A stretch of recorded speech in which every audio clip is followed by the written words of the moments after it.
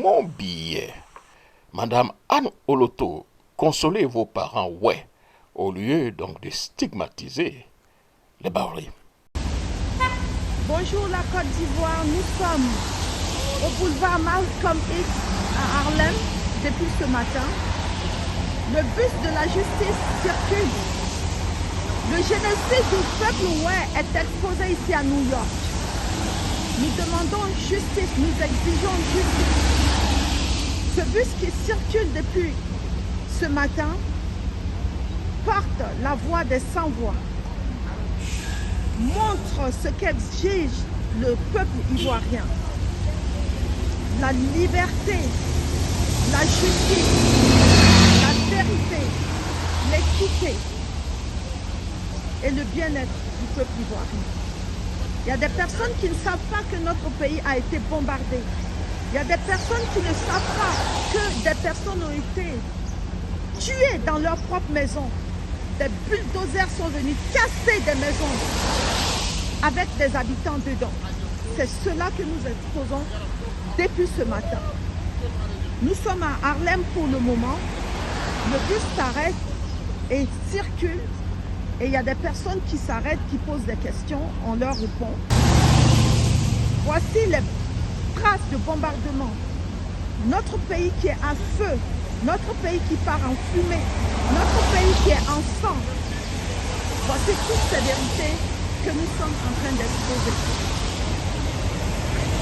Voici des personnes qui ont été emprisonnées injustement. Notre frère Ziggy, notre frère Alino Faso, notre frère Nguessan Kofi Toussa. Regardez cette petite fille, ses parents ont été tués. Et voici le cri de cœur. Voici la voix des sans-voix qui est exposée ici. Et courageusement, il y a des Ivoiriens qui sont sortis pour montrer aux Nations Unies et à toute la ville de New York, par la même occasion, qu'il y a un pays, un beau pays hospitalier qui est aujourd'hui victime de son hospitalité. Et ça ne fait que commencer. La libération, la victoire est d'ores et déjà la nôtre. Madame la ministre, attendez donc le cri du bus de la justice.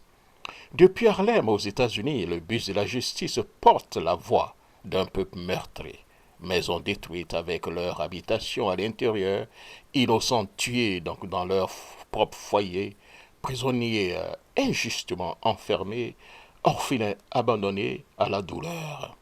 Cette voix n'est pas celle d'un parti politique ni d'une région, c'est celle de la Côte d'Ivoire tout entière.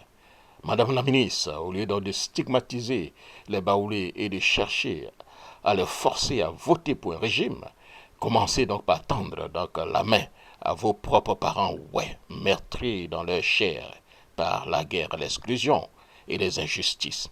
Consolez-les, soutenez-les et cessez donc de jeter l'opprobre sur d'autres communautés. Le bus de la justice rappelle au monde entier que notre pays a soif de vérité, d'équité et de réconciliation. Ce n'est pas en divisant, en insultant ou en stigmatisant que la Côte d'Ivoire guérira, mais en écoutant donc la douleur de toutes ses composantes sans distinction. C'était mon billet. Merci beaucoup. C'était donc Jacques Roger.